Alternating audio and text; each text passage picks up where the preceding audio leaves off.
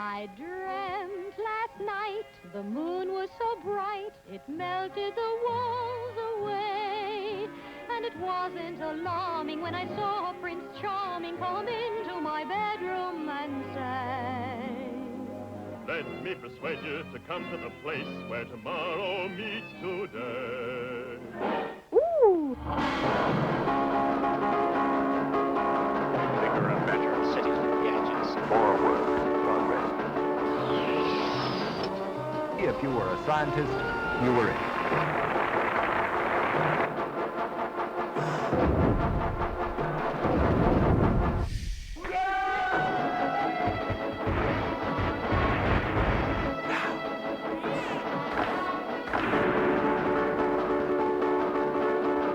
Your excellent science, I am your faithful servant. And the tomorrow. Building a new world.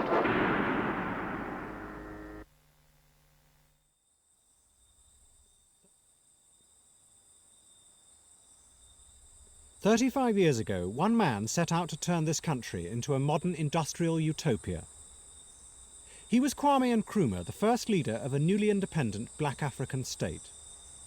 His aim was to transform Ghana into a society shaped and driven by the power of science. And I see and hear springing up cities of Ghana, becoming the metropolis of science, learning, scientific agriculture, and philosophy. Seek ye first the political kingdom, and all other things shall be added unto it. We are the nation powerhouse. We supply power to every home. We are the nation powerhouse. At the heart of Nkrumah's plan was a giant dam that would produce vast quantities of cheap electricity. Enough power to build a modern industrial state in the heart of Africa within a generation.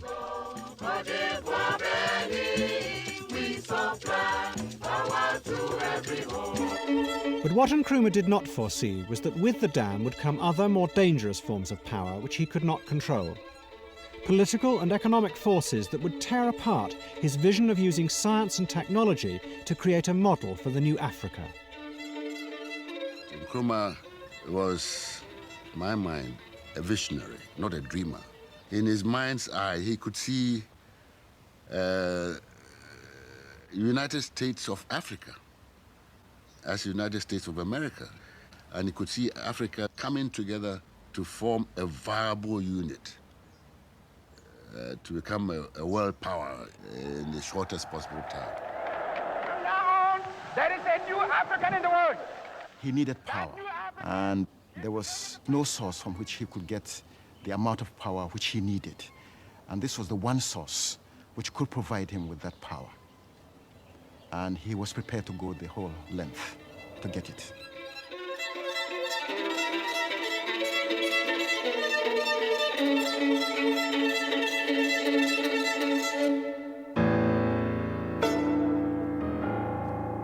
We begin in West Africa, one of the two great areas of the world where we have ruled but never settled. To the people of the Gold Coast, there came last week a day that will always be remembered in their history. For here, in what's been a British colony for more than a century, nearly 1 million people went to the polls in their first general election. The main issue in the election lay between those who want self-government sometime in the future and those who want it now, like the Convention People's Party, the CPP. Their leader, Kwame Nkrumah, spent election day in jail, serving a sentence for incitement and sedition. Nkrumah's rise had been irresistible. After spending 10 years in America as a student, he had returned to the Gold Coast in 1947. Within 2 years, he had formed a political party. 2 years after that, he swept to power. Although the British still controlled trade, defence and foreign policy, he had become the first black African Prime Minister.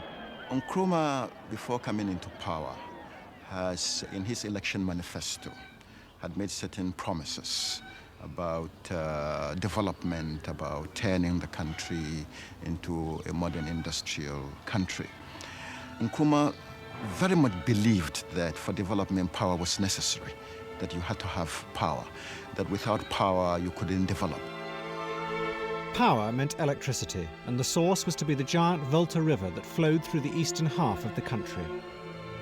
Ever since the 1920s, the British had planned to build a dam there. A hydroelectric plant would produce electricity to make aluminium from the Gold Coast's vast reserves of the mineral bauxite. In the early 50s, Britain was desperate for a cheap source of aluminium, and Nkrumah joined with the British to resuscitate the scheme. This is the Volta, the greatest natural resource of the Gold Coast, whose latent power is the mainspring of the most visionary development project in the whole of Africa. And this is bauxite, which lies in millions of tons beneath the green forested hills of the Gold Coast. From this red earth, man can extract the shining wonder metal of today, aluminium. And that is the aim of the Gold Coast, to cap the march to independence with a dramatic leap into the age of technology. The British authorities saw the power from the dam simply as a means to boost the Empire's supply of aluminium. But for Nkrumah it was much more. He saw it as the key to fulfilling his country's destiny. The power was originally conceived just for the manufacture of aluminum in this country. But then when Kwame came, he gave a new accent, a new importance to that power project. That was, the power was to be used for a comprehensive economic development of the country. When he lived in America in the 30s, Nkrumah had been inspired by the enormous dams he had seen built as part of Roosevelt's New Deal. They had transformed the poorest areas of the United States. Day and night, in peace and war, the dams work for the people. Power for the factories, power for new industry, power to run 1 million machines, power in the hands of the people. Well, at one stage he said he wanted a project to light up every hamlet in this country. At the same time, as a byproduct, to have an irrigation project which would transform the whole of the Accra Plains into a granary.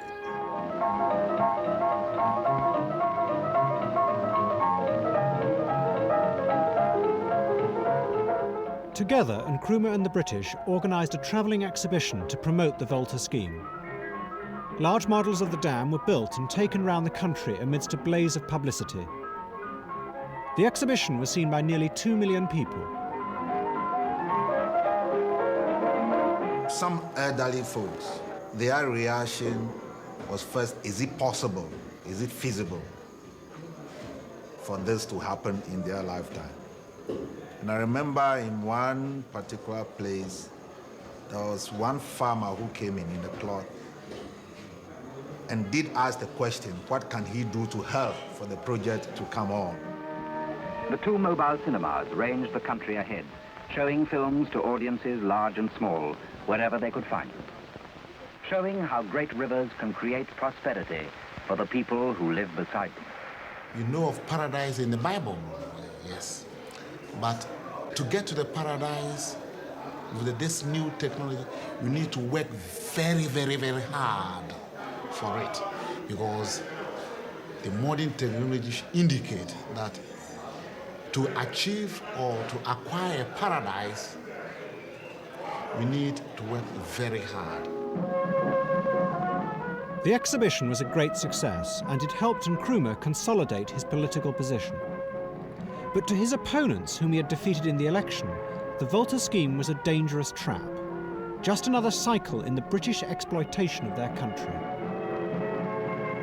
The British people were anxious to give us that scheme. And one thing I must make clear, the scheme was not started by Nkrumah. The Volta River scheme was an old scheme of a British government. In 1953, Nkrumah's opponents forced a debate in Parliament. In a series of speeches, the opposition MPs warned that Nkrumah was in danger of enslaving the country to powerful interests far beyond his control. As a long-term scheme, it is excellent. But as a short-term scheme, Mr. Speaker, it is suicidal. I would say that no nation which is beginning to free itself puts its neck in a position in which it will find itself in economic slavery. At the end of the debate, Nkrumah defended his partnership with the British. "We are not boys," he said. "Do you think I am a fool to enter into a project like this blindly? I am not so damn silly as to put my nose into something that is detrimental to this country." All my life, I've been a man of peace, working for peace, striving for peace, negotiating for peace. But I'm utterly convinced that the action we have taken is right. In 1956, Britain invaded Egypt to prevent President Nasser from nationalising the Suez Canal. Within 10 days, the United Nations and the Americans forced them to retreat. Suez symbolised the decline of Britain's colonial power. Vast projects like the Volta Dam began to look increasingly insecure in the face of confident new African leaders. And Britain was running out of money.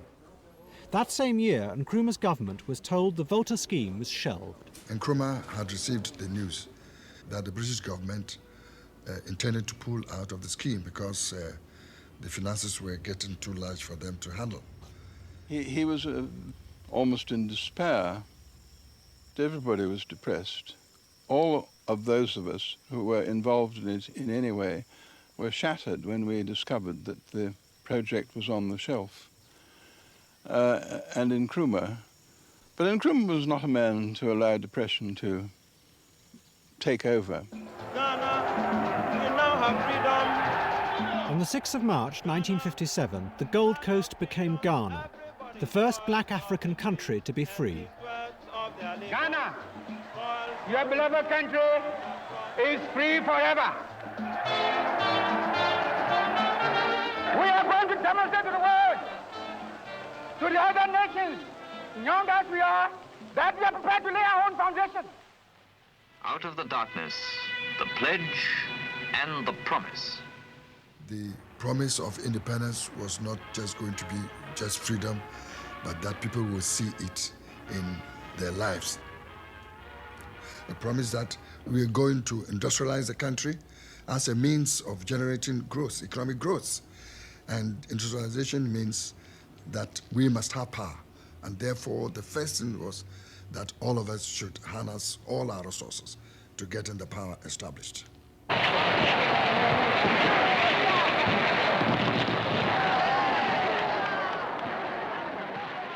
It was a glorious moment for Ghana and for Nkrumah. But in private, he knew that many of the promises on which he had been swept to power might prove dangerously hollow if the dam were not built. It was the key to his vision of leading Africa into a shining tomorrow. Freedom! Freedom! Freedom! But then, 4,000 miles away, a simple twist of fate brought the Volta scheme back to life.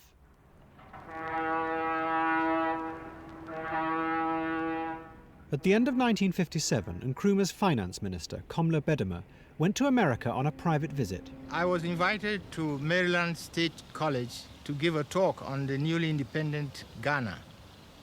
And as I was driving there from New York, I felt like having a drink of orange juice or water at a roadside restaurant, Howard Johnson's restaurant in Delaware.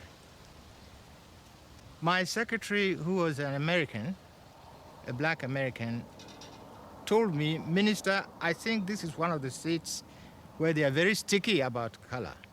I said, "What?" The home of good food is Howard Johnson's. Howard Johnson's is such a friendly place to have good food. I asked for 2 glasses of orange juice.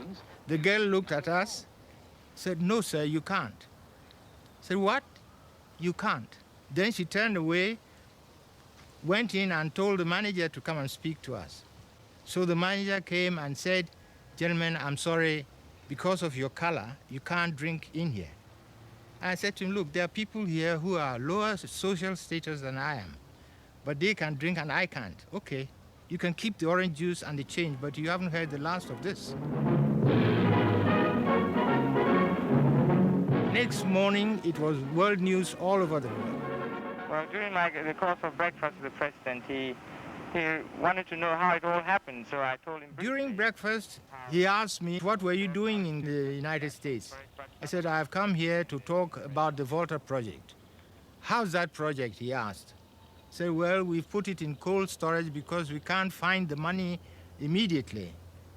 Have you talked to the State Department, he said. No, we haven't.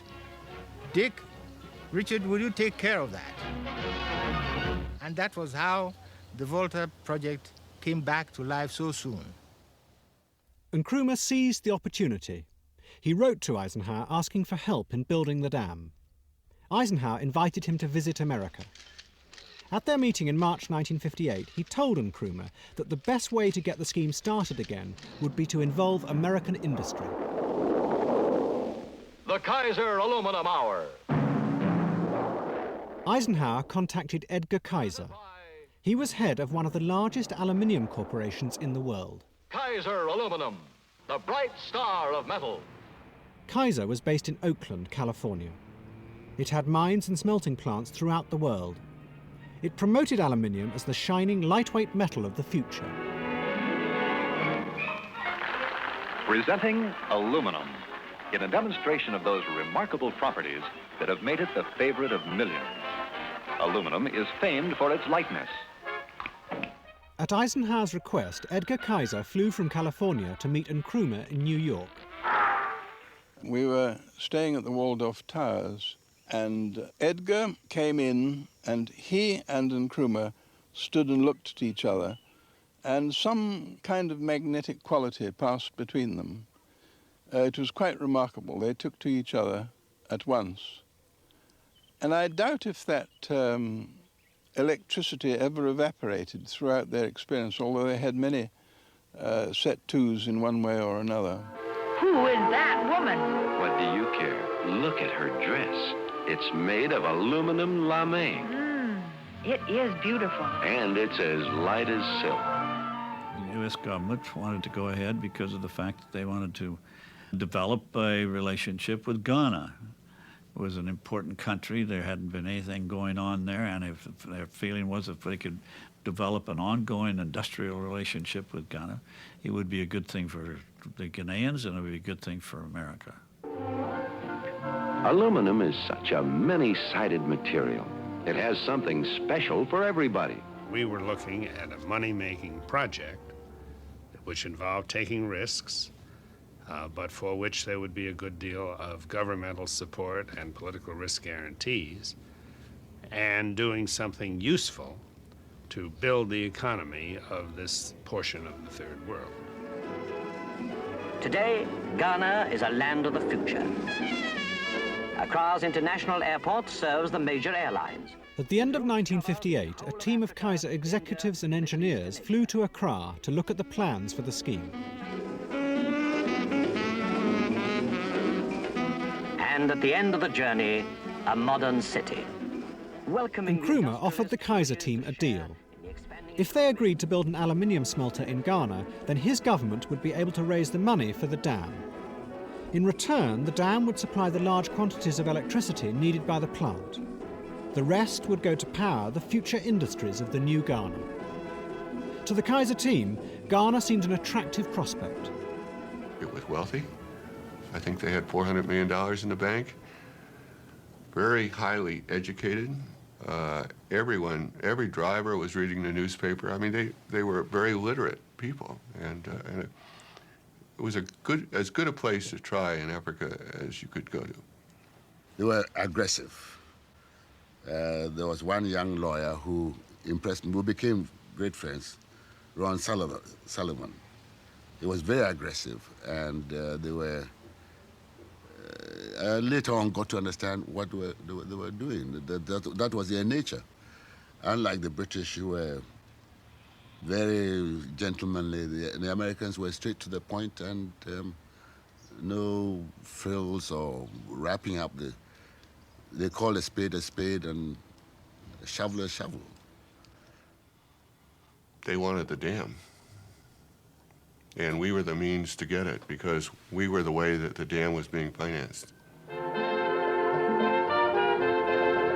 It had always been assumed by the Ghanaians that, as with the British scheme, the smelter would use the vast reserves of their own bauxite and so create an important new industry. But in the middle of the negotiations, the Kaiser team made it clear they had no intention of using Ghana's bauxite for the time being. Instead, they would import the raw materials needed by the smelter from America. The decision shocked the Ghanaian negotiating team. Ghana's dream was the establishment of a fully integrated aluminum industry in this country. Now, if the manufacture of alumina is taken out and that we are going to import this commodity from outside, that was more or less a defeat of that scheme. In fact, it was a very bitter pill. And we had to do a lot of political work to convince our people that nevertheless we should go ahead with the scheme. They might have been disappointed, but you have to realize that wasn't that high grade of bauxite. It was high 30s or low 40s. And the bauxite, for example, over in Guinea was 55%. Makes a lot of difference in cost. It just wasn't possible at that time. This seemed to be totally wrong to Nkrumah. He was intensely upset. He could never believe that Ghana's bauxite couldn't be converted by a series of processes into pots and pans and roofing sheets. What the Kaiser executives didn't tell the Ghanaians was that there was another reason why they didn't want to use the local bauxite. We were greatly concerned that if we located within Ghana all of the bauxite and power necessary to have an integrated aluminum operation, that someday our project, if it were profitable, might be nationalized by the government and taken away from us. The Kaiser team refused to change their minds. They knew as well as Nkrumah did that without them there would be no dam. At the end of 1959, Nkrumah told his team to agree to Kaiser's terms. Millions of dollars worth of Ghanaian bauxite would remain in the ground. But with Kaiser's letter of intent in his pocket, Nkrumah knew he could now set about raising the money to build the dam. He approached the World Bank. It had been set up at the end of the war to provide loans to rebuild Europe, but now it had turned its attention to the Third World. He asked the bank for £30 million. It was the largest loan ever requested. Yet the bank's economists believed, as Nkrumah did, that electricity was the key to industrial development in the Third World. We envisage the development of this power resource as fundamental to Ghanaian economic development. The provision of power, electric power to Ghana, was an immense economic benefit to the country, was a sine qua non of economic development in the country. So let's accept that the economic benefits for power to Ghana were tremendous. The belief that science and technology applied on a grand scale would somehow inevitably propel a third world country into the industrial age was the prevailing wisdom of the time. It was called the theory of takeoff. It gripped the imagination of politicians and economists both in the West and in the Third World.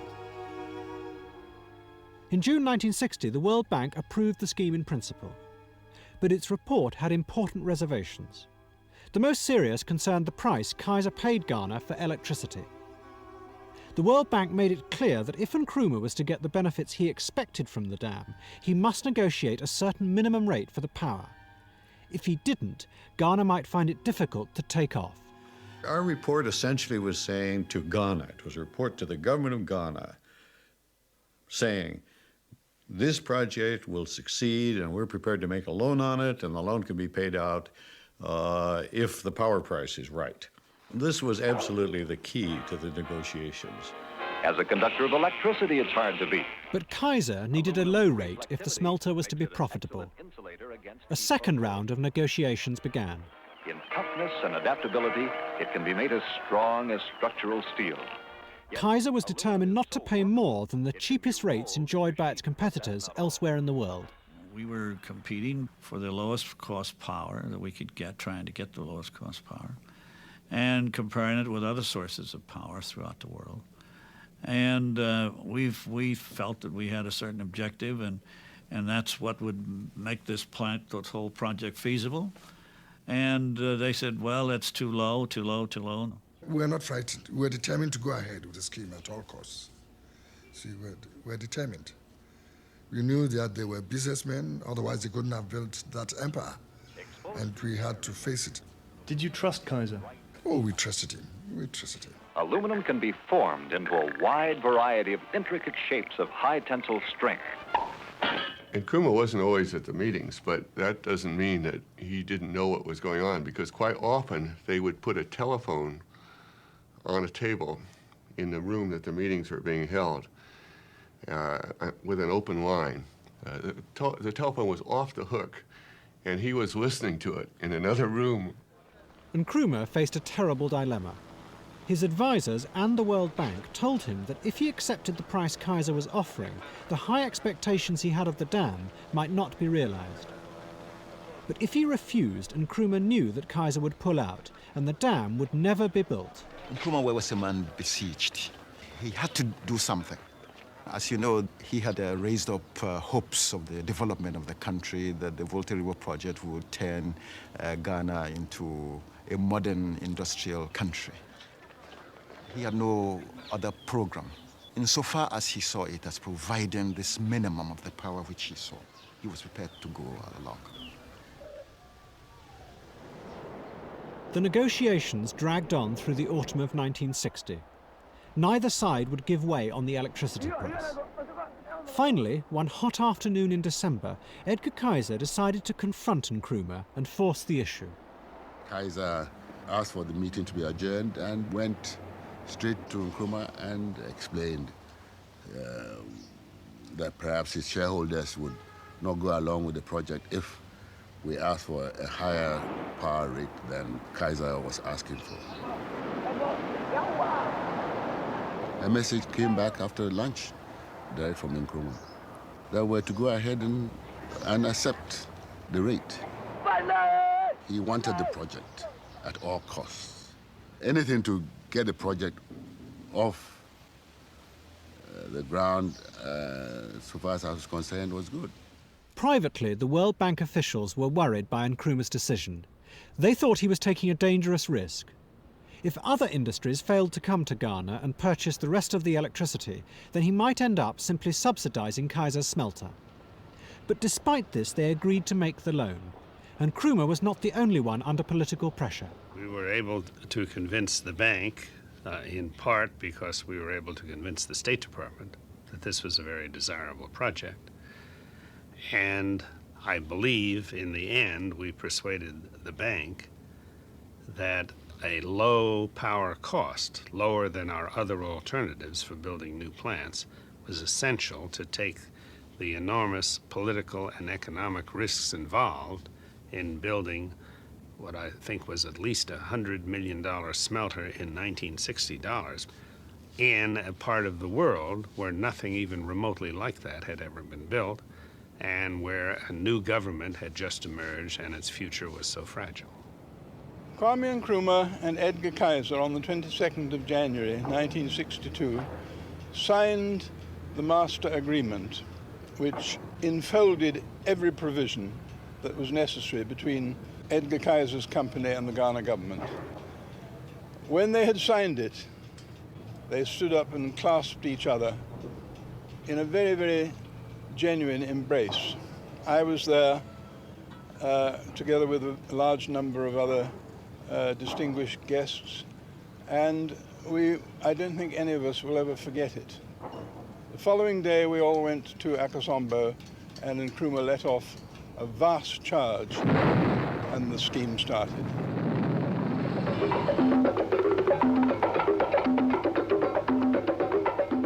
Yes, I suppose you can say Kaiser used Nkrumah, but if that makes Nkrumah passive, that would be inaccurate, because Nkrumah also used Kaiser. The question is, whose end of the bargain came out better? Nkrumah would seem to have been going into an area with so many unknowns. One can say that while he was pursuing power, power slipped through his fingers. But even as Nkrumah and Edgar Kaiser celebrated, other forces were becoming involved in the scheme. The dam was now a hostage in the vicious confrontations of the Cold War.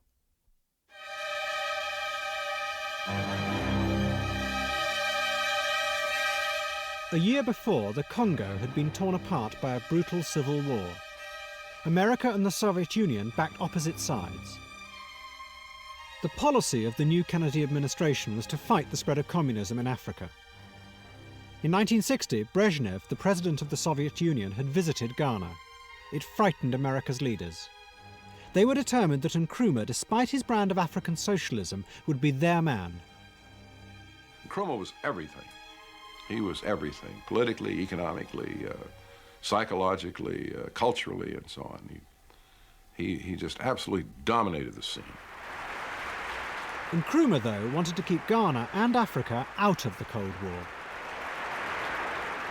President and distinct delegates, it's quite clear that a desperate attempt is being made to create confusion in the Congo, extend the Cold War to Africa, and involve Africa in the suicidal quarrels of foreign powers. The United Nations must not allow this to happen. But there was the dam. The American government realized that it was a powerful weapon with which to ensnare Nkrumah. Like the World Bank, the Kennedy administration had agreed to lend millions of dollars to the scheme. In an internal memorandum, the Secretary of State, Dean Rusk, made it quite clear what this money was for. By maintaining this leverage on Nkrumah, he wrote, the US will be in a better position to influence his policies. In public, though, it was called foreign aid. The problem was that we foresaw that the progress that the Soviets were making in extending their communist ideology, particularly in Africa and to some extent in South America, certainly in the Middle East, and that therefore we had to counter that some way. And we countered it with foreign aid as a defense against the spread of communism. The leverage aspect of the dam and helping ingratiate ourselves with Nkrumah, I mean, you can simplify it by that was what had to be done, no question about it. Bit by bit, Nkrumah's utopian vision was slipping away. The Volta scheme had become something very different from what he had originally intended, but by powerful political and economic pressures. But Nkrumah still believed it was worthwhile, because once the dam was built, it could not be taken away. In time, it would become the engine of his country's future. Everyone was hopeful. Those absolutely were optimistic times for hope. Ghana was singular in the sense that it had everything. It had educated people, it had considerable infrastructure, 3 universities, schools, lawyers, doctors. It had everything going for it. The construction of the dam was to take 4 years. Throughout Ghana, factories and roads began to be built, the foundations of the industrial revolution that would be powered by the dam. But with these trappings of the modern world came other forces that took Ghana's fragile economy even further from Nkrumah's control. Corruption is not a problem peculiar to any country. I personally feel that the only way in which you can stop corruption in a country is to build up a strong public opinion against it. Elements entered into the equation that had not been adequately foreseen, and perhaps the greatest of them was corruption. Corruption of government and of government people, and corruption, I call it corruption, on the part of foreign suppliers who tried to sell Ghana, in fact did sell Ghana, on investment in substantial industrial enterprises which were not properly designed for the country and did not, in fact, achieve success. In the early 60s, Ghana became a mecca for European industrialists eager to win large contracts from Nkrumah's government. They began to discover that the easiest way was to offer officials from Nkrumah's party a bribe. This soon became the accepted way of doing business in Accra. What resulted was a rush to sell Ghana anything, no matter how inappropriate for an emerging African nation. Vast sums of Ghana's precious foreign currency were spent on these projects. The classic example, of course, was Sir John Hurd's organization in England. Nkrumah was being belabored by Sir John in particular, who was also chairman of the Conservative Party in England, to accept schemes which were not in any way dishonorable or white elephants, but which were really far more than Ghana could afford. For example, this 12-mile motorway between Tema and Accra would have been perfectly satisfactory with a single track. But Sir John insisted on double track. He insisted on SOS telephones every half mile. He insisted on everything that a British motorway had. And we had to pay for it. Then there was the steelworks, which depended entirely on scrap steel. The trouble was that there was very little raw material for the steel foundry, although they did go around collecting up old lorry spare parts and things. Then, in 1964, Nkrumah's industrial experiment received another body blow. The world price of cocoa, which had been falling for 4 years, finally crashed. It was Ghana's main source of foreign exchange. The millions of pounds needed to pay for the new factories began to dry up. Ghana, once one of the richest countries in Africa, began to slide into debt. Nkrumah turned for help to the European industrialists. One of them, a Romanian entrepreneur called Noe Dravici, offered to build a series of giant silos that would, he promised, solve the problem. Dravici's silos were another pipe dream. He convinced Nkrumah that he could store the whole annual cocoa crop of Ghana for at least a year and play the market. He built these vast silos, which have never been used to this day, because only when they had been completed was it discovered scientifically that the combustion of cocoa kept in such silos in the tropical heat of Africa would have burst them open within a week. So that was another sad white elephant. Show me the river, take me across, and wash all my troubles away. Nkrumah was an increasingly isolated figure on the world stage. What had once been seen as visionary ideas were now perceived as dangerous megalomania. And his country was sinking ever deeper into debt. By 1965, it had become very desperate. And I remember we decided to write a memorandum to Nkrumah to tell him the true state of affairs of the economy. I had written that the reserves were only £500,000. He looked at me and said, you didn't check the typing. You left a few zeros. So I said, no, sir, there are no zeros left. This is 500,000. That's all we have in the banks overseas. And he sat back. Then what he did was that he went round the table. He went to everyone who was seated there, the meeting, and asked them, Frimpong says we have 500,000. Is he right? Do you agree with him? And everybody said yes. That was the first time the whole cabinet acknowledged to the president that Ghana was bankrupt. When Nkrumah heard this, he actually shed tears. He left us in the office, in the cabinet room, for half an hour. He broke down completely when he knew that Ghana was, in fact, poor. Show me the river, take me across, and wash all my troubles away. Like the lucky old sun, give me nothing to do. Roll around heaven all day. Our objective is African Union now. There is no time to waste. We must unite or we perish. I am confident that by our concerted effort and determination. Kwame Nkrumah was losing both domestically and internationally in his posture. He was practically alone in Flagstaff House.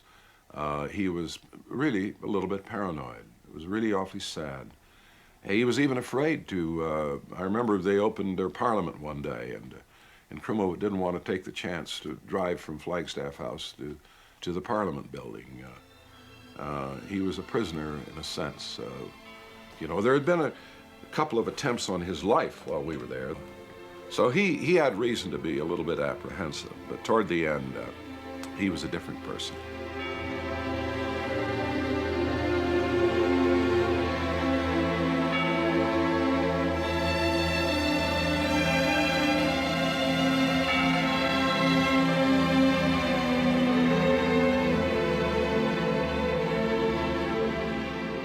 On the 22nd of January 1966, the dam was finally finished. Nkrumah organised a massive celebration. He invited the whole country to attend.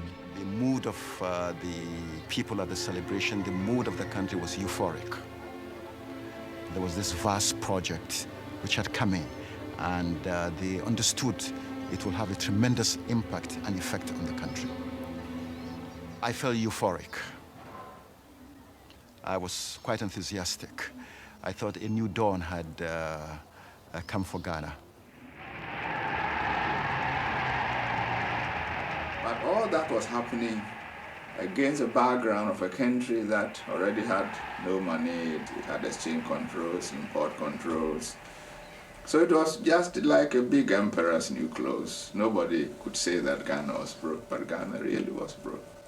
President Eisenhower and President Kennedy were genuinely interested in this project because they saw behind the cold figures and the rigid calculations that the Volta River project was not only an economically viable project, but also an opportunity for the United States of America to make a purposeful capital investment in a developing country.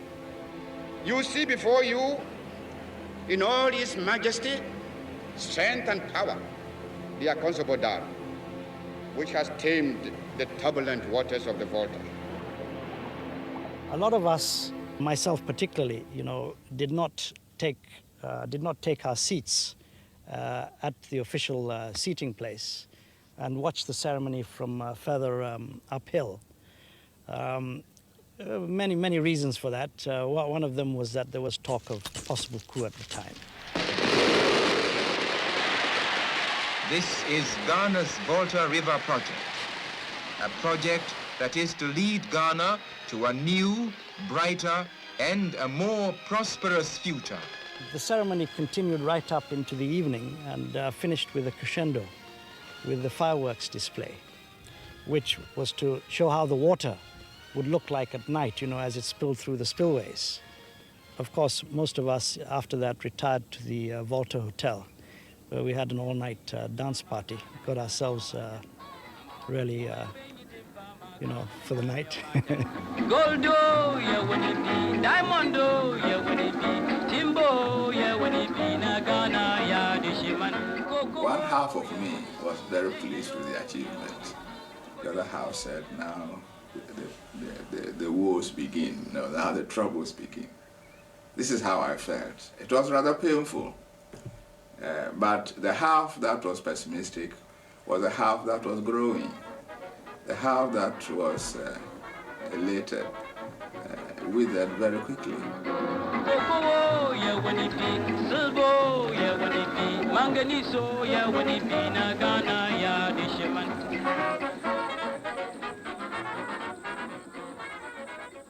Citizens of Ghana and fellow countrymen, good evening.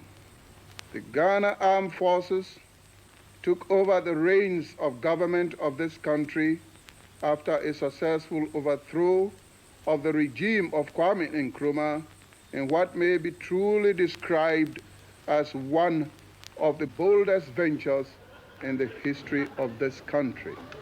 Hello, fans. Excuse me.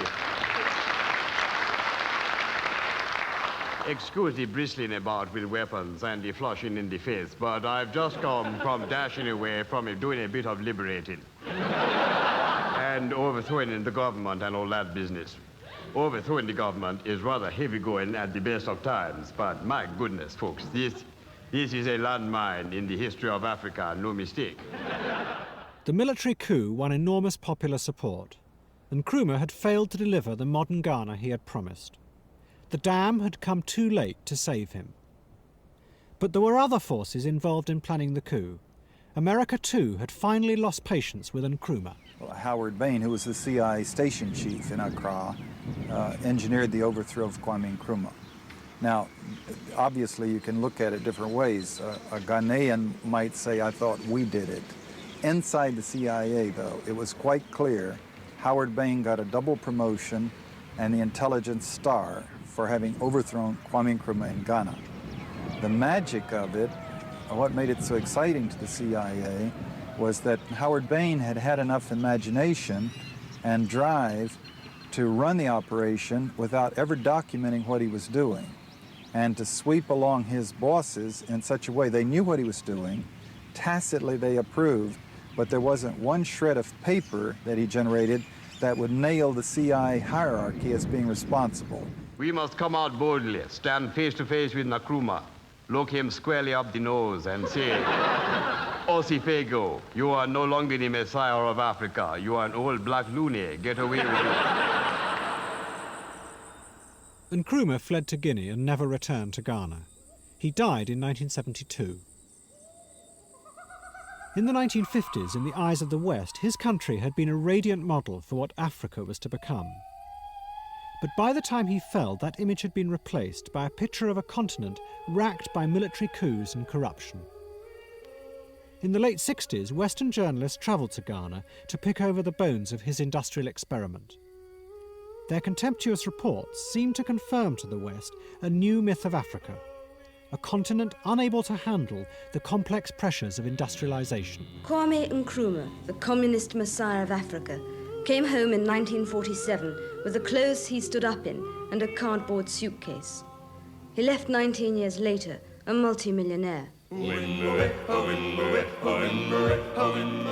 turned a £250 million credit at independence to a £600 million debt, and he left Accra studded with expensive white elephants, such as this massive saluting base here in Black Star Square.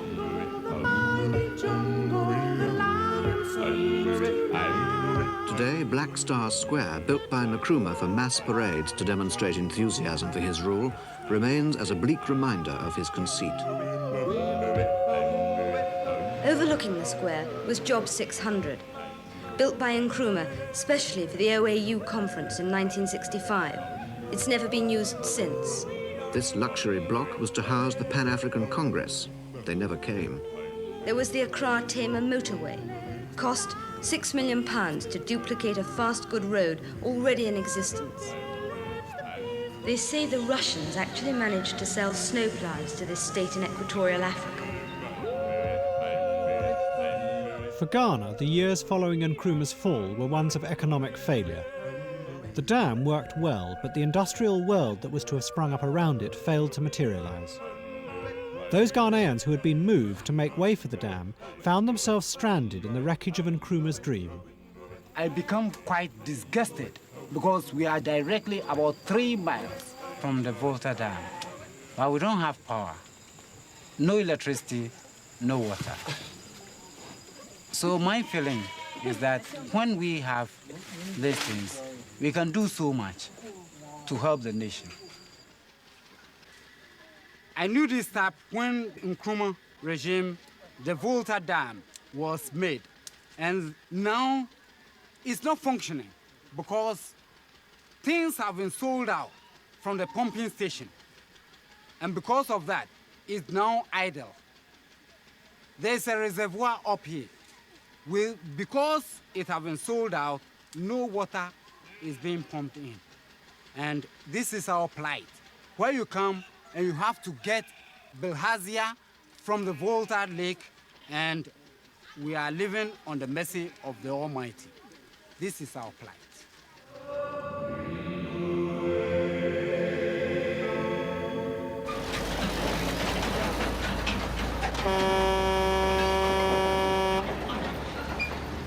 Valco, the Volta aluminium company owned and run by the Kaiser Corporation, flourished. It employed over 1,500 Ghanaians and brought precious foreign exchange into the country. It used most of the dam's electricity and so allowed the World Bank loan to be paid off without interruption. The smelter became an integral part of Kaiser's worldwide production of aluminium. In a way, we looked at this as a gigantic dry cleaning plant. What we did was we sent alumina from the United States to the smelter. The smelter put electricity through it and took out the oxygen, and that made metal. Well, quite frankly, it was Valco who had the greatest benefit. Ghana didn't really, in economic terms, get too much benefit from this project. For this very large investment here that was made at the time, which was not really needed by the Ghanaian consumer, well, clearly, I mean, the benefit went to the major customer, who, of course, had it virtually at, the lowest possible rate that he could pay. In the 1970s, electricity prices soared throughout the world. Although the Ghanaians periodically renegotiated the price Kaiser paid, it remained one of the lowest rates anywhere. This caused increasing resentment. Then, in 1979, there was another military coup, the 7th since Nkrumah fell. It was led by a flight lieutenant in the Air Force. He was determined to put Ghana back on its feet. I must share this fact with you, that Ghana has no money. We cannot build a bridge or make a road or give our people water or medicines without borrowing from other countries. We have borrowed so much that for every 100 pounds we earn by selling our cocoa and other exports, we use a sizable percentage to pay for some of our debts. We cannot continue to borrow and be in debt all the time. Rawlings became a popular figure, on a par with Nkrumah. His main aim was to lift the burden of debt, and one of the most obvious solutions was to get more money from the smelter. In 1983, his government put together a team. Its task was to persuade Kaiser to renegotiate the agreement signed with Nkrumah. The new government decided to take the bull by the horns and confront Kaiser directly. A number of things made them sit up and listen. I think they were aware at all times that the new government in power was quite prepared to take drastic measures, if necessary, to achieve the objective of a new agreement. They must have thought us a bit of a joke. I recall the first day when we met, when we had a lecture from Kaiser about to compose a team. We were too many in the room, for instance. And I said, well, you choose your team, we will choose our team. We were young, green, and inexperienced, and I think they underrated us. Valco's management agreed to meet the Ghanaians, but the talks soon became bogged down in disagreement. The Ghanaian team decided to raise the stakes. Then we started to play our master plan. We decided that we were going to nationalize. We knew that we wouldn't do it, but we wanted to put it strongly and send up a paper to government for permission to do that. We knew that it would leak out and Kaiser would get the message. Of course, we had another advantage, that was the dam was shut down because of the low level, and we had to decide when to open, and we wouldn't open until we had got a good deal. So Kaiser would be left with a smelter that was sitting down doing nothing, and they would be losing money. Although Kaiser denied that the ploy worked, a completely new agreement was negotiated and signed in January 1985. As part of it, the price Kaiser paid for electricity from the dam was increased by nearly 3 times. The Ghanaian people saw it as a victory for their country.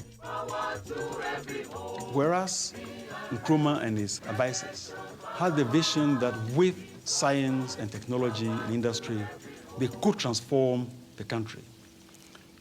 Experience has shown that it requires a good deal more than that. It requires a political environment.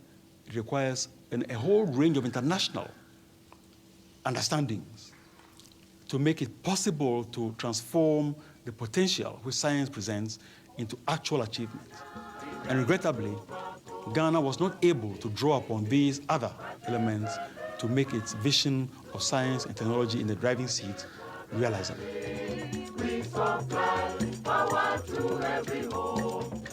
So it is true that one needs political power, one needs knowledge, that is also power. And then one has to combine that with the energy, the electrical power, for us to get to that paradise